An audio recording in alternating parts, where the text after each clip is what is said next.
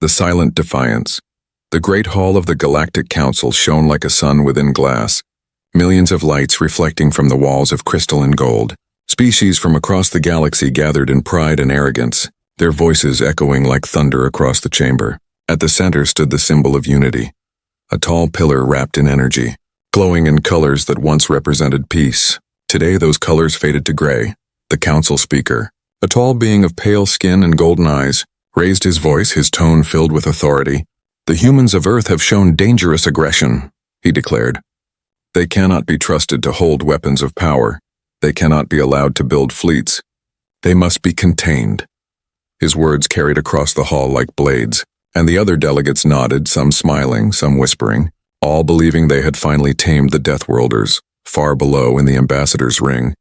The human representative sat in silence, his face calm, his hands folded, his eyes sharp like steel under pressure. He said nothing as alien voices shouted, insulted, and accused.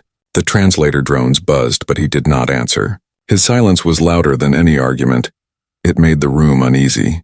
When the decree passed, the council cheered. They had stripped Earth of its military rights. Its colonies would now fall under council protection. Its fleets would be dismantled. Its technology shared. The galaxy believed this was victory, but the human ambassador simply stood up, adjusted his dark uniform, and walked out without a word. His footsteps echoed across the marble floor, slow, steady, and final. The moment he left, whispers began to rise. "Why did he not argue?" asked one alien diplomat. "Humans always speak, they never stay quiet," said another. "Perhaps they accepted defeat," laughed a third. None of them understood. Silence was never weakness for humanity. Silence was preparation. Back on Earth, the message reached the Sol system. The decision of the Council flashed across every channel. The citizens of Earth gathered in public squares. Looking up at the sky in disbelief, their leaders said nothing. The military made no announcements, but in the hidden depths beneath the planet's crust, ancient command bunkers lit up for the first time in centuries. In orbit around Mars, Admiral Gray stood inside the observation dome, watching the cold red planet rotate beneath her. She received the Council's order and said only one sentence: "Prepare the old codes." Her crew looked at her in shock. "But ma'am." "That would mean," she interrupted softly. "Yes, it means the Black Protocol." Her voice was calm, emotionless, but her eyes burned with quiet rage. All across the Sol system, transmissions flickered to life.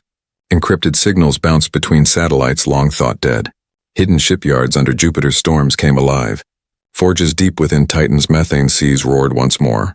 Humanity had gone dark to the galaxy. No transmissions, no words, just movement. The Council mistook the silence for surrender. They celebrated across the stars, believing Earth had finally bowed. Their fleets expanded into human territory, claiming abandoned outposts and mining stations, yet something felt wrong. Patrols went missing. Probes stopped responding. Outposts found empty but warm, as if someone had just been there moments before. Within the human fleet command, the last surviving generals gathered in secret. Men and women who once commanded entire worlds. Now forgotten by alien history, the lights dimmed, and a holographic table came alive, showing the entire map of the galaxy. "They took our voice," one general said. "Now we speak in fire," another answered. Admiral Gray nodded. "We will not send threats. We will not send warnings. They wanted us silent, so we will show them what silence means." Meanwhile, in the outer colonies near the rim, human settlers began to vanish. Some were taken by alien enforcers under council orders. Families disappeared.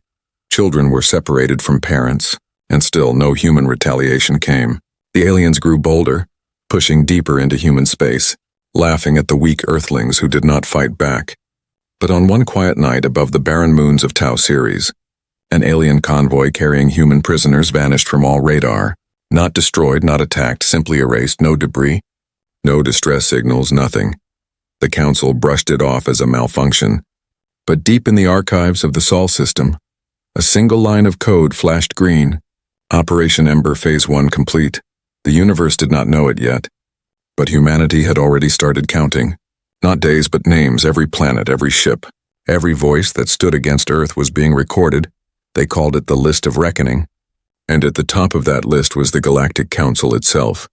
As the Council celebrated its false peace, the stars above Earth began to shimmer faintly. Telescopes caught glimpses of movement near the asteroid belt.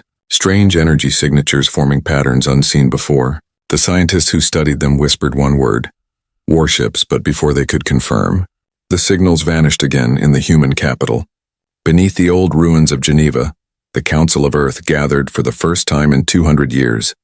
Ancient banners hung in the silence, and the old human flag stood behind them, faded but proud. Admiral Grey stood before them and spoke in a calm voice. They think we are broken. They think silence means defeat. But they forgot who we are, she paused, her voice cold as ice. We are the children of a death world, and we do not kneel. Her words were carried across encrypted frequencies, whispered into the ears of soldiers, engineers, and colonists alike. And one by one, humanity began to move, not with noise, not with fury, but with purpose. The galaxy would soon learn the meaning of human wrath, but for now there was only silence, the kind that came before the storm, the kind that made the universe hold its breath. Echoes in the void deep within the cold silence of space. The Sol system no longer slept. Once calm stations now flickered with hidden life. Encoded messages traveled through dark channels no one dared to trace. The Council's decree had reached every colony. But Earth's answer came not through speeches or battles. It came through movement in the shadows, on the far edge of Mars. The red planet glowed under the light of artificial suns. Inside massive caverns carved into its crust, engineers worked in silence. Giant frames of forgotten war machines stood buried for centuries, covered in dust and silence. Admiral Grey walked among them, her footsteps echoing softly. "Reactivate the Solaris fleet," she whispered, and the order rippled through the void like lightning. The Solaris fleet, the oldest and most secret human fleet, built during the dark age of the Galactic Wars, was said to have been dismantled under the peace treaty. But the truth was far more dangerous. Humanity had hidden it, scattered its ships among moons and dead stars, waiting for the day the galaxy would forget. Now the day had come. Meanwhile, in the outer rim, alien patrol ships drifted lazily near abandoned human sectors, mocking what they thought was weakness. One of them, a Zaylan scout frigate, detected strange power readings coming from an asteroid belt. "Probably leftover mining junk," the captain laughed.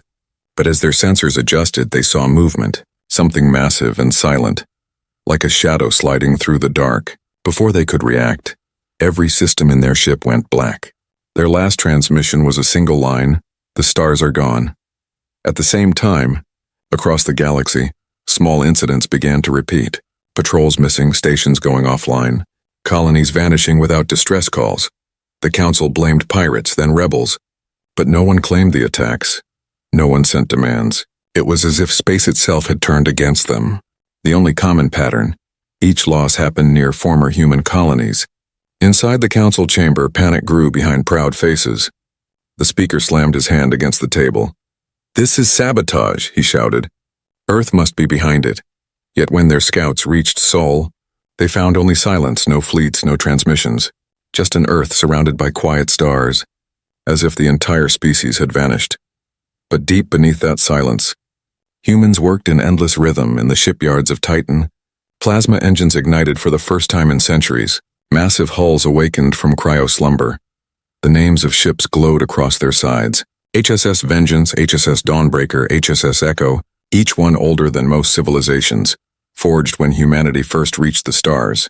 On Europa, in the frozen tunnels beneath the ice, children were trained in simulators that showed alien warships as targets.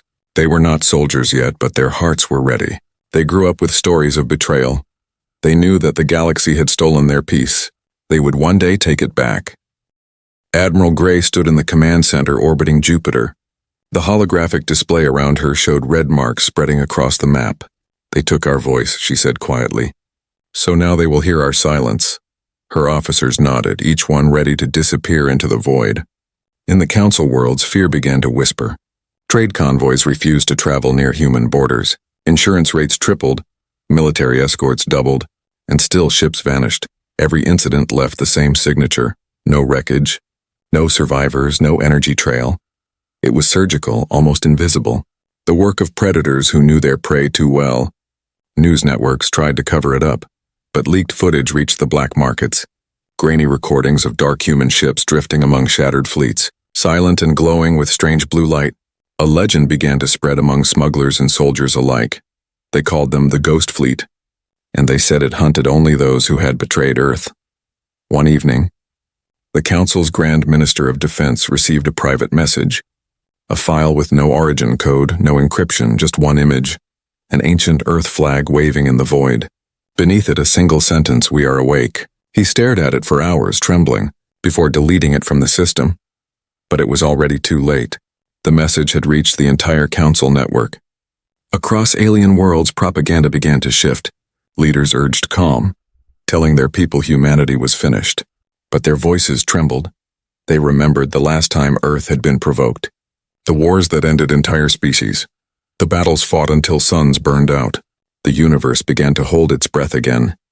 In the darkness beyond Neptune, a fleet of colossal ships formed a crescent shape, each one connected by lines of light, transmitting power across space. The first full activation of Project Solaris. Engineers wept as ancient systems roared to life. "She's breathing again," one whispered, looking at the massive dreadnought at the center. Titan's Wrath, humanity's ultimate creation, forged to be unseen, unstoppable, and patient. Admiral Gray stood aboard the command deck, her voice soft yet filled with fury. "They will see our fire soon enough," she said. "But first they will know fear." Behind her, the stars shimmered faintly, as if even light hesitated to cross paths with the Deathworlders. Back in the Galactic Council, the speaker called for an emergency meeting. "We must contain this," he ordered, before panic spreads. But when he looked around, half the delegates' seats were empty. Their planets had gone silent too. No one could prove it was humanity. But every whisper in the stars said the same thing. Earth is moving. And as the galaxy stared into the endless dark between systems, strange echoes rolled through the void, mechanical and deep. Like the heartbeat of something colossal awakening, the Council had defied Earth, and now, the echo of their defiance was returning to them, louder, closer, and unstoppable. The spark of wrath the galaxy had begun to whisper. Stories of shadows moving between the stars, fleets that vanished without firing a single shot, and colonies that woke to silence. The Council refused to believe it. They called it rumor. Yet deep inside, fear began to take root. On the far edge of Council space lay the planet Varro 9, a barren mining world once shared with human workers. After the decree, the humans were expelled. Their camps burned. Their families left in cold transport pods drifting through the void. Alien overseers laughed as they watched. "Deathworlders are nothing without their weapons," they said, believing those words would stay true forever. But one night the overseers saw a star fall, bright and silent, streaking across the atmosphere. They thought it was debris, until their comms went dark, power grids flickered, and from the dust rose tall figures in black armor. Human soldiers, faces hidden, symbols erased, moving without sound within minutes. The entire command hub of Varro 9 was gone the next morning. The Council found only ash where a city once stood. The report reached the speaker's chamber at dawn. The message trembled on his desk. "Unknown fleet presence detected. Heavy casualties, no survivors," he frowned. "Another rebel group," he muttered. But when he opened the images, his breath stopped. Among the ruins lay a flag burned into the ground, the faded blue of old Earth with a single word carved beneath it. Remember, across the Sol system, Admiral Gray stood aboard the Titan's Wrath, her eyes reflecting the cold light of distant stars.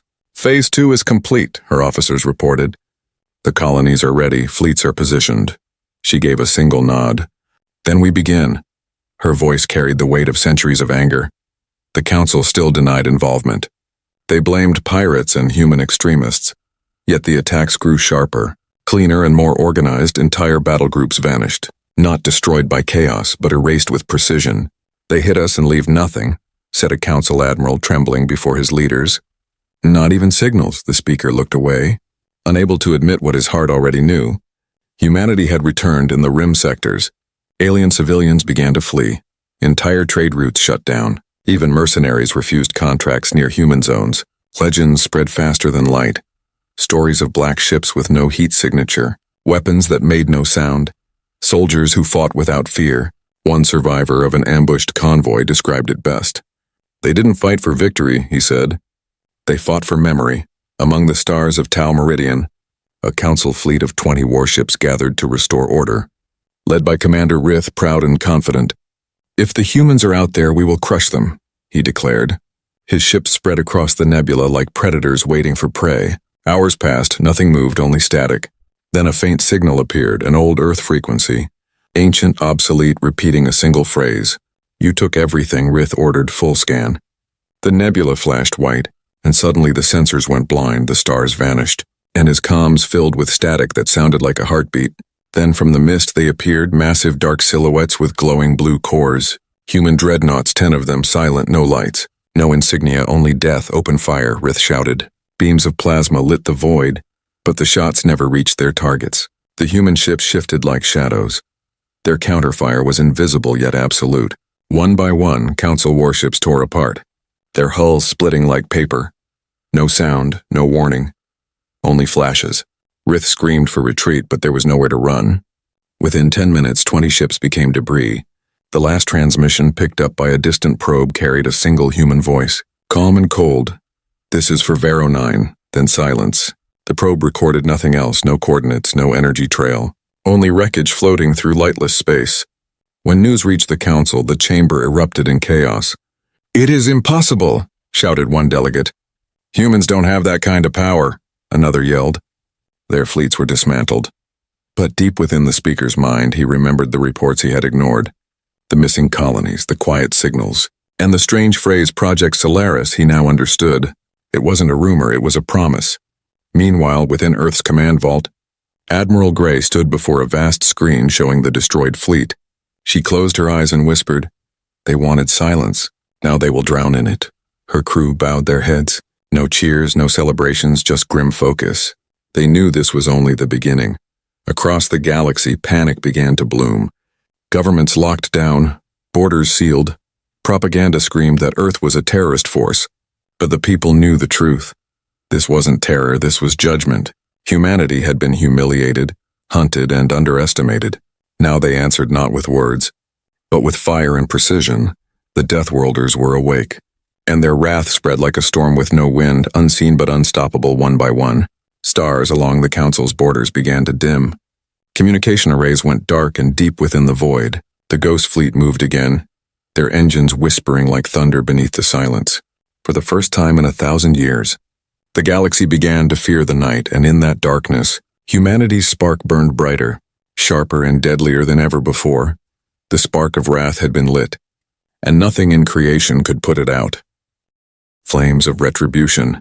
The day the galaxy saw fire was the day it understood what silence had been hiding. For months the Council had tried to cover the disappearances, the lost fleets, the vanished worlds, but now, the truth arrived in flames. It began in the Varnus sector, a system thick with trade and pride, home to the Council's largest fleet base. Admiral Threx stood aboard his flagship, confident, surrounded by thousands of ships. Bright and loud, they were certain of their power. Then the stars dimmed slowly, unnaturally. "Power surge detected," a voice shouted. But before they could react, the darkness split open. Space itself tore apart as glowing blue lines appeared across the void. Like cracks in glass, through them came ships and vast, black and silent, not painted metal but moving shadows of war. The insignia of Earth burning faintly on their hulls. The Deathworlder fleet had arrived. The first salvo came without sound. No warning, no light, just pure destruction. Energy so focused it erased ships before sensors could even react. The Council fleet tried to form lines, but their commands came too late. Their formations broke under invisible bombardment. Entire squadrons gone within seconds. Admiral Threx screamed orders. "All ships, open fire." But his voice drowned beneath the static of interference. Humanity's weapons bent the fabric of energy itself, disrupting signals, confusing systems. The enemy fought blind, firing into empty space. Every shot missing, every scream unheard. From the bridge of the Titan's wrath, Admiral Gray watched the chaos unfold. Her face calm, her hands steady. "Fire pattern Sigma," she commanded, and her officers obeyed. Hundreds of Earth ships moved as one body, their precision perfect, their purpose absolute. No celebration, no emotion, only vengeance. One of her captains whispered. "They never believed us capable of this," Gray answered softly. "Belief is a luxury of the safe." Her eyes glowed under the reflection of destruction. "They took our peace, so we will take their pride." Below the battle, the citizens of Varnus watched the sky turn red. Plasma trails crossed the clouds like burning rivers, and from orbit pieces of ships rained down like ash. Entire continents trembled as shockwaves rippled across the surface. The air filled with whispers. "The humans are here." The Council tried to broadcast surrender, but Earth did not listen. Not yet. Their vengeance was not complete. They did not come to negotiate. They came to remind, to teach every empire why humanity had been forbidden. Within hours, the fleet of Varnus Prime was gone. Only wreckage remained, silent and drifting. The system's beacon went dark and across the stars. The message spread faster than light. Earth has returned. In the next days, more worlds followed. Council shipyards, weapons depots, and command centers. Each one vanished in streaks of light. Satellites recorded it all. Massive dreadnoughts phasing in and out of warp space like ghosts, firing weapons that burned like miniature suns, and disappearing again before counterattack. The Council's armies fell without ever seeing their enemy clearly. Back on Earth, humanity watched in silence. The feeds were encrypted but still reached the underground networks. The people saw their lost brothers avenged, yet no one cheered. No one smiled because the cost was heavy. The wrath they unleashed could not be stopped anymore. It had a life of its own. On the Central Council world, panic ruled the chambers. Delegates screamed at each other, blaming, accusing, and denying. "They must be stopped," shouted one. "We can negotiate," cried another. But the speaker stood frozen, looking at the empty chairs of those who had already fled. He whispered to himself, "We made them gods of war." In the following week, humanity sent its first and only message to the galaxy, a transmission that every ship, station, and planet received. The message carried no face, no emblem, just a voice calm and clear. "You took our colonies, you killed our children, you silenced our world. Now we return your silence in kind. This is not conquest. This is consequence." The message ended, and the stars burned brighter for a moment as if the galaxy itself had gasped. Fleets began to surrender. Governors abandoned worlds, yet no human ships came to occupy. They destroyed only what had drawn blood, leaving behind worlds to stare at their own reflection. In the ruins of Varnus Prime, survivors wandered through the ashes, finding strange carvings scorched into walls, ancient human symbols meaning justice and memory. Admiral Gray sat alone in her command chamber, eyes closed, hearing reports of victory that felt like loss. "They will fear us for centuries," one officer said proudly. She replied in a whisper, "Fear was never our goal. Remembrance was, but deep down she knew. Remembrance and fear were now the same thing." The flames of retribution had burned brighter than any star, and they were the fall of the Council. The skies above the Council's capital world, Varnus Prime, once shone with light from 1,000 fleets, but now they were empty, cold, and waiting.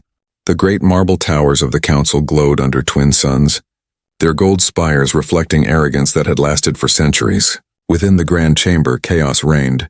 Delegates shouted over one another, their voices trembling. "They are slaughtering our fleets," one cried. "They are burning our colonies," another screamed. The speaker slammed his hand against the table. "Silence," he roared.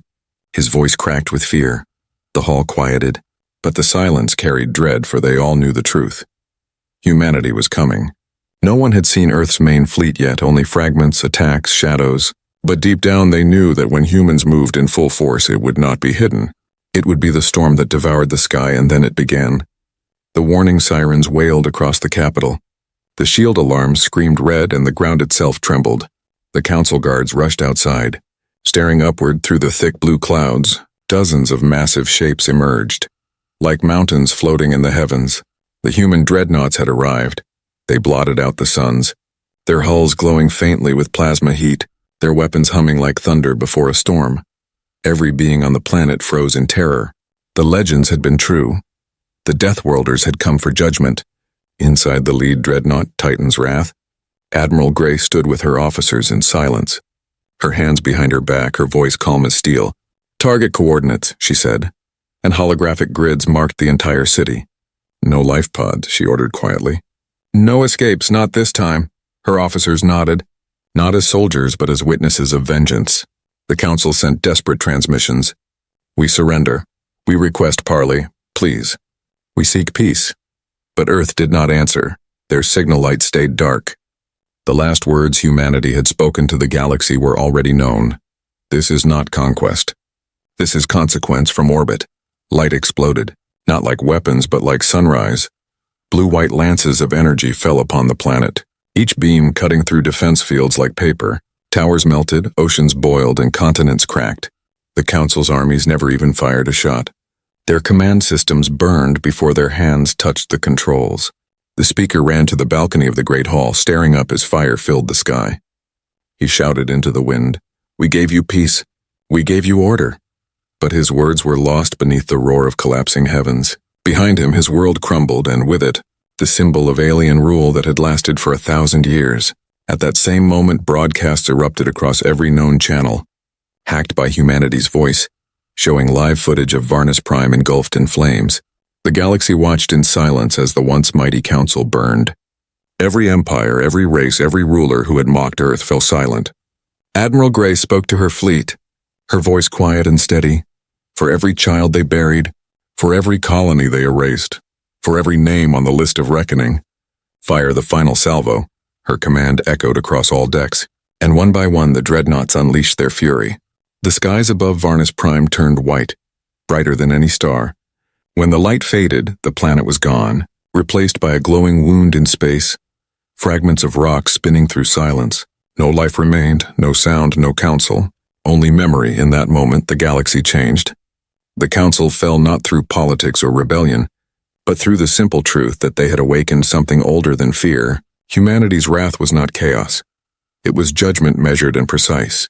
Across alien worlds, governments fell, alliances shattered, and borders burned. Species that had once laughed at humans now prayed for mercy. Even the oldest empires bowed their heads, afraid to speak Earth's name aloud. The word Terran became sacred not out of love, but out of terror and respect. On the bridge of Titan's wrath, the crew watched the remains of the council world drift away. One officer whispered, "It's over." Admiral Grey shook her head slowly. "No, it's only remembered." She turned toward the window, staring into the vast dark sea of stars. "We did not fight for victory, we fought for silence. And now the stars are silent indeed." Messages from the fleet began to arrive. Confirmations of the end. No celebration followed. There was no joy in extinction, only weight. The kind that stayed in the soul. Every human aboard knew that vengeance had a price, and humanity had paid it willingly. The galaxy would rebuild, but never as before. The age of the council was over. The age of Earth had begun. And though humanity spoke no words of triumph, every planet knew what their silence meant. It was the silence of power, of consequence, and of eternal warning. As Titan's wrath drifted away from the remains of Varnus Prime, the reflection of the dead planet glimmered across its hull. The ship's lights dimmed, its engines whispered, and its captain spoke the final words of the campaign. "May they remember why we were silent?" And across the void, the ashes of the council carried that whisper, echoing forever through the stars. The last plea after the fall of Varnus Prime. The galaxy drifted in uneasy silence, the light of its twin suns dimmed by ash and grief. Worlds that once sang of power now whispered of ghosts. Trade routes lay empty, and every signal that crossed the void carried the same question. Would Earth come for us next? In the ruins of the Council's network, desperate messages pulsed like faint heartbeats. Entire species begged for talks. Envoys broadcast promises of tribute and peace. They offered resources, fleets, even planets, but no answer came. The human frequencies stayed dark, as if the whole of Earth had vanished again into myth. On the planet LN4, a gathering of remaining leaders met inside a glass dome surrounded by dead forests. The air was heavy with fear. "They have taken vengeance," one chancellor said. "If we beg, maybe they will listen," another whispered. "If we run, maybe they will forget." None dared to speak the truth that humanity never forgot. A young diplomat named Raven, from a race once allied with humans, stood trembling before them. "I will go," she said. "I once served beside them. Maybe they will remember." She boarded an old courier ship and set a course for Sol, the last journey anyone dared to make toward Earth. The flight was long and silent. Space around her felt heavy, the stars distant and cold. She passed the shattered remains of council patrols, the wreckage of arrogance floating forever in stillness. Then she saw it, Sol's system shining calm, untouched. Not a world of war, but of peace reborn, green and blue under the golden sun. As her ship entered orbit, her sensors filled with signals. Not weapons, but life, cities, farms, lights, voices. Humanity had rebuilt quietly, stronger and prouder than ever. She transmitted a plea. "This is Raven of LN4, I come seeking peace." There was no reply, only static. Then a soft voice filled her cabin. "Dock and wait." She landed on the old orbital platform called Unity Ring, once abandoned, now alive with humans in dark gray uniforms. They did not point weapons, they did not smile either. One of them, a tall officer with silver eyes, guided her through quiet halls lined with flags of forgotten nations. At last she stood before Admiral Grey, the legend herself, older now, calm, her presence sharp as gravity. "You came unarmed," Grey said. Raven nodded. "Because fear builds nothing," she whispered. "The galaxy kneels, they beg for mercy, please." In the fire, Grey studied her for a long time, the air between them filled with unspoken history. "Mercy," the Admiral said softly. "They never knew mercy when they came for us." She turned toward the viewing window, Earth glowing below like a promise and a warning. "But we are not like them," she added after a pause. "We do not destroy the helpless." Raven's eyes filled with tears. "Then you will forgive?" she asked. Grey shook her head slowly. "Forgiveness is not ours to give. Remembrance is." She pressed a command pad, and across the system, hundreds of transmitters awakened, their signals stretching across light years. Every surviving world received the same message, simple and final. "This is humanity. We will not conquer, we will not rule. But we will be remembered. Keep your peace, guard your skies. Never again raise arms against Earth. This is the last plea you will ever need to make." The transmission ended, and for the first time since the war, the galaxy breathed not easily but carefully. Empires dismantled their weapons. Worlds signed peace pacts written in Earth's image. Even pirates whispered prayers to the Deathworlders who had judged and then vanished. Back on the Unity Ring, Raven stood beside Grey, watching the dawn rise over the curve of Earth. "You could have ruled them all," she said quietly. "You could have become gods." Grey smiled faintly. "Gods do not plant seeds," she answered. "We are gardeners. We burned the weeds so life could grow again." In the months that followed, humanity withdrew its fleets. The dreadnoughts returned to the dark, engines silent, weapons sealed, each placed in orbit around forgotten moons, not as threats but as monuments, floating guardians of a peace earned in fire. Children across Earth learned of the Council not through pride but through caution. Their teachers spoke softly. Never let arrogance build empires of chains. And when they looked at the night sky, they saw not enemies but lessons. Raven returned to LN4 alive, carrying a single data crystal, humanity's decree carved in light. Her people gathered as she spoke the words aloud. "Earth forgives no cruelty, but neither does it repeat it." And the crowd wept, for they had expected war and found something heavier: accountability. Admiral Grey, alone in her quarters, watched the galaxies through a transparent wall, her reflection faint against the stars. She whispered to herself, "We answered the plea, and now we wait." In the silence, she could almost hear the heartbeat of the universe slowing again. Steady, calm, afraid yet alive. The war was over, but its echo would never fade. Songs would be sung of the Deathworlders, of the silence that became fire, and the fire that became peace. And in the deepest part of every soul that looked up at the stars, a whisper would remain: never defy Earth again. The ashes and the dawn, the stars were quiet again. No fleets moved, no guns fired, only the soft hum of rebuilding worlds.